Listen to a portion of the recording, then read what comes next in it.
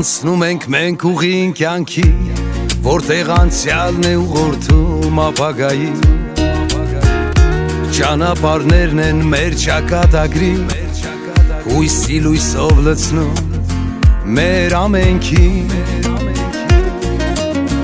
Ապրել է պետք մաքուր սրտով և աղոթել Աստծո կամքով, որ ճիշտ ուղուն միշտ հետևենք, սուտը ճշտից մենք տարբերենք։ Աչքերիս մեջ լուր հուշեր են երևում, սրտիս խորքում սխալներն են թաքնվում,